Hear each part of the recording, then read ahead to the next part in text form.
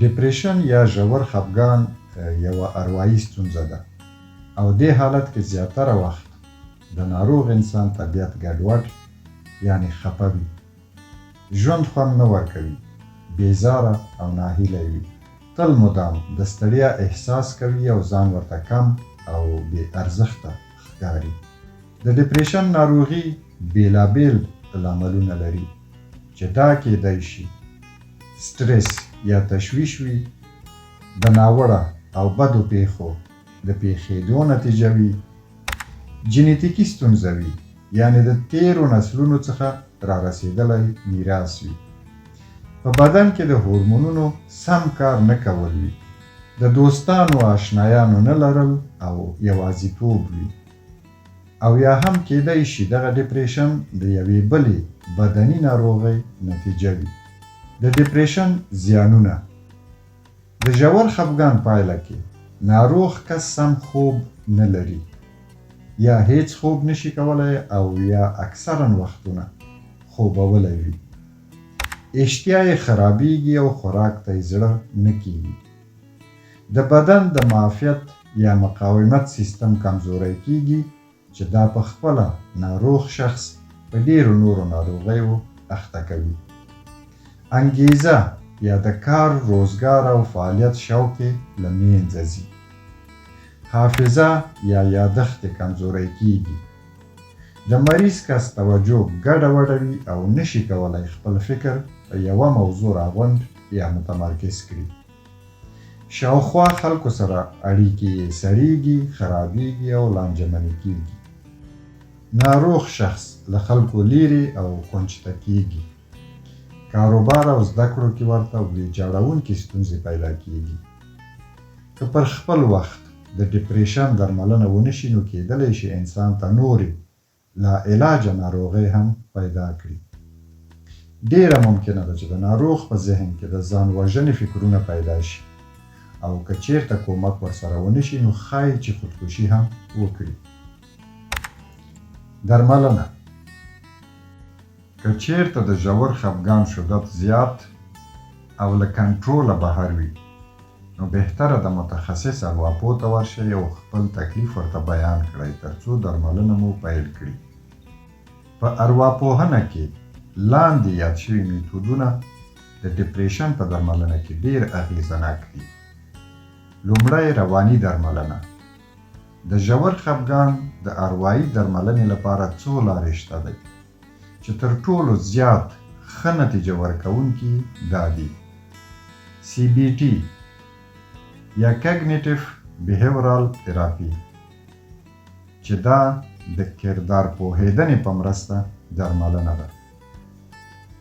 د روان څېړنې د لارې علاج او په ډله کې درملنه کول یې دوه نور ګټور میتودونه دي. دوهم، د دوا درملو په مرسته علاج کول.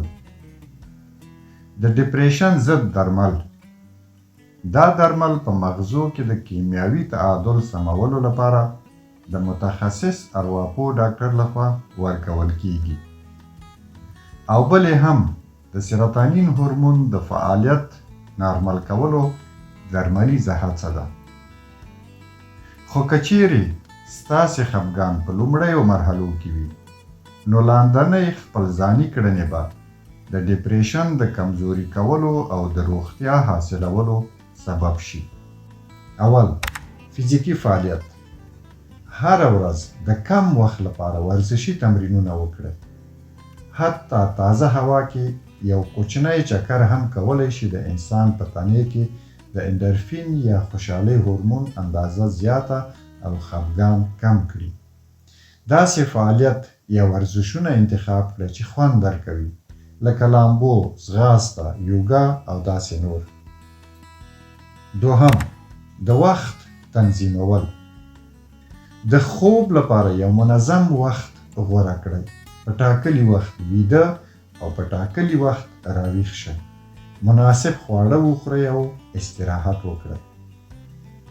دریم، د خپلوانو ملاتړ: خپل تکلیف د نږدې خپلوانو سره پر کومو چې اعتماد لرئ شریک کړئ. خلکو سره ګپ شپ او ناسته پاسته د یوازیتوب احساس کمزوری او د خوشحالۍ هغه زورور کوي. څلورم، پر خدای درکړو غټو وړو نعمتونو شکر ویستل عادت کړئ. یوه کتابچه جوړه کړئ چیرته چې به هره ورځ 2 یا 3 هغه ښه شیان لیکئ کوم چې په ورځ کې پیښ شوي دي او هغه ښه شیان چې تاسې لرئ. دا لامل کیږي چې تاسې د خپل ژوند ښېګڼو ته متوجه شئ. پنځم، ژور تنفس او آرامېدل. د ژورې ساه اخیستنې یا میډیټیشن تمرینونو ترسره کول د سټرس یعنې تشویش اندازه کموي او عاطفي حالت ښه کوي. شپږم، د منفي فکټورونو مخنیوی. د الکولي څښاک او کافي څښلو څخه ډډه وکړئ کوم چې د تشویش او ډیپریشن زیاتېدلو لامل کیږي. مجازي یعنې انټرنیټ اړوند نړۍ سره روابط کم کړئ ترڅو چې ځان د نورو خلکو سره له مقایسه کولو وژغورئ. اووم، تخلیق او شوقي بوختیاوې. په هغو کارونو ځان بوخت کړئ چې تاسې خوشحاله کوي. دا به له منفي فکرونو څخه ستاسې پام مثبت خواته واړوي. دا کیدای شي د انځورونو رسامي کول وي، د طبیعت یا خلکو عکاسي وي، د کاغذ یا لرګیو څخه د یو څه جوړول وي، داستان یا هم شعر لیکل وي او داسې ډیر نور شیان. اتم، سالم خواړه. کوشش وکړئ زیاته اندازه سبزي، میوې، غوزان او له مګنیزیم څخه ډک نور خواړه او همدارنګه د بي ګروپ ویټامینونه وخورئ. نهم، ځان او ذهن جوړول. د مثبت فکر کولو او معنوي پرمختګ اړوند کتابونه ولولئ او یا یې ویډیوګانې وګورئ. کوچني عملي هدفونه غوره او په نښه کړئ او بیا یې حاصل کړئ. دا به تاسې یو هدفمند شخص جوړ کړي او هدفمندوالی د ډیپریشن تر ټولو ستر دښمن دی.